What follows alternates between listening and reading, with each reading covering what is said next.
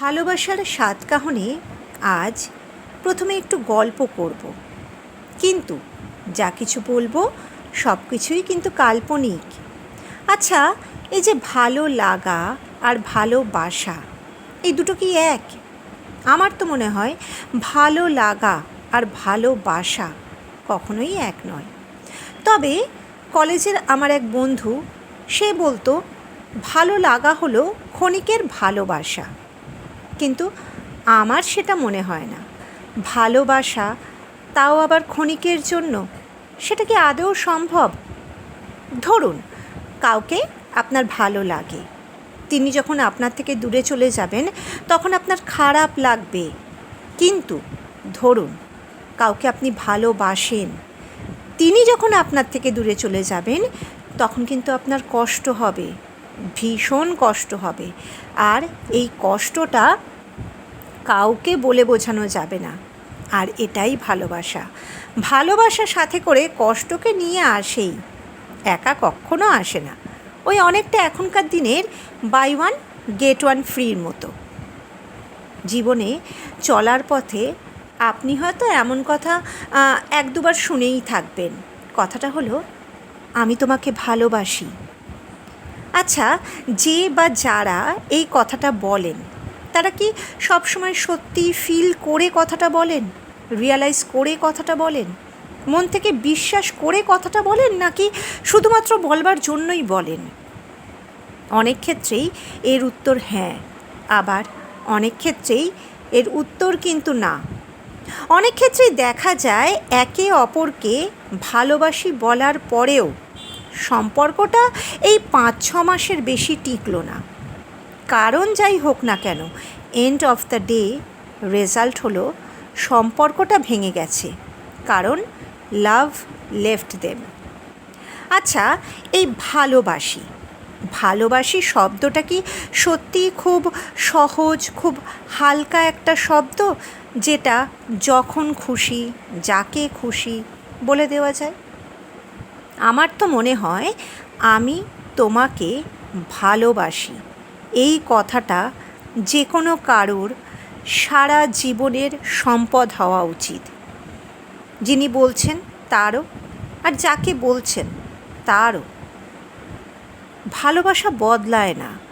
সত্যিই যদি আপনি কাউকে ভালোবাসেন, তাহলে সেটাই হবে আপনার লাইফ টাইম অ্যাচিভমেন্ট।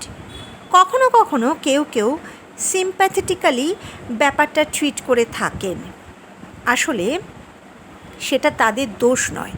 সামনের মানুষটার তার প্রতি ভালোবাসা, পাগলামি দেখে তাকে মুখের ওপর না করতে পারেন না, অথচ ভালোবাসতে পারেন না।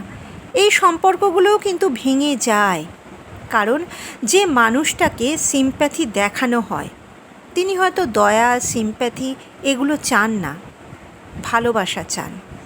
আর যখন তার মনে হয় তাকে দয়া করা হচ্ছে, তখন যে কষ্টটা মানুষটা পায়, তার সাথে আর কোনো কষ্টের তুলনা করা যাবে না। আবার ধরুন, আপনাকে কেউ পাগলের মতো ভালোবাসে, ঠিক যেমনটা ওই সিনেমায় দেখা যায়, যেমনটা ওই গল্পের বইতে পড়া যায়, ঠিক সেই রকম। কিন্তু আপনি ভালোবাসেন না, আর আপনি বিভিন্ন সময় বিভিন্নভাবে বেশ কড়া হাতে মানুষটাকে সেটা বুঝিয়েও দিয়েছেন, কিন্তু তাও আপনি দেখছেন মানুষটা আপনাকে ছেড়ে যাচ্ছে না, খুবই নির্লজ্জের মতো আপনার কাছেই পড়ে আছে। এই যে সে আপনাকে ছেড়ে যাচ্ছে না, এতে আপনার তার ওপর খুব রাগ হচ্ছে, আপনি হয়তো খুব বিরক্ত হচ্ছেন, আর আপনি আরও বেশি করে তার সাথে খারাপ ব্যবহার করছেন। সে সব বুঝেও বুঝছে না, পড়ে আছে আপনার কাছে। আপনার তো তাকে সহ্যই হচ্ছে না, অসহ্য লাগছে। আপনার তাকে ব্যক্তিত্বহীন একটা মানুষ বলে মনে হচ্ছে। আসলে কিন্তু ব্যাপারটা তা নয়। এবার ধরুন, সব বুঝে মানুষটি একদিন চুপিসারে আপনার জীবন থেকে চলে গেল। সাময়িকভাবে আপনার কিন্তু খুব শান্তি লাগবে, কিন্তু পরবর্তীকালে কখনো না কখনো আপনার মনে হবেই, ছিল কেউ যে আমায় সত্যিই ভালোবেসেছিল। কিন্তু তাকে হারানোর জন্য আপনারও কোনো দোষ নেই, কারণ আপনার মন তো তাকে ভালোবাসেনি, ভালোবাসতে পারেনি। এই প্রসঙ্গে ছোট্ট একটা গল্প বলি। দেখেছেন তো, স্বভাব গল্প না বলে থাকতে পারবো না। তাহলে আজকের গল্পের সব কিছুকে কাল্পনিক ধরে নিয়ে গল্পটা শুরু করি। মণিমালার বিয়ে হয়েছে রাজ্য সরকারি কর্মচারী হিমালয়ের সাথে। মণিমালা হাউসওয়াইফ হলেও বাড়িতেই পাড়ার কিছু বাচ্চাকে কত্থক শেখায়। মণিমালা সুন্দরী, শিক্ষিত। মণিমালা আর হিমালয়ের বিয়েটা হয়েছে সম্বন্ধ করে। বিয়ের পর ওদের প্রেম পর্ব, আর তারপর ভালোবাসা। প্রায় 3 বছর হলো ওদের বৈবাহিক জীবন। 1 বছরের মেয়ে আছে। জীবন যখন এভাবে চলছে, তখন হিমালয়ের এক দূরের সম্পর্কে দিদির ছেলে রাজদীপ হিমালয়দের বাড়িতে থাকতে আসে। আসলে ও বিভিন্ন সরকারি চাকরির পরীক্ষা দিচ্ছে, আর সেই সঙ্গে যে সংস্থায় চাকরির পরীক্ষার প্রস্তুতির জন্য ভর্তি হয়েছে সেটা হিমালয়দের বাড়ির খুব কাছেই, হাঁটা পথ। আর তাই ও হিমালয়দের সাথেই থাকতে শুরু করে। যত দিন যেতে থাকে, মণিমালার সাথে রাজদীপের খুবই বন্ধুত্বপূর্ণ সম্পর্ক গড়ে উঠতে থাকে। মণিমালা সম্পর্কে রাজদীপের মামি হয়। মণিমালা রাজদীপের থেকে বছর 4-5 বড়। আস্তে আস্তে রাজদীপ রিয়ালাইজ করে যে সে মণিমালাকে ভালোবেসে ফেলেছে। সে কথা সে মণিমালাকে জানিয়েও দেয়।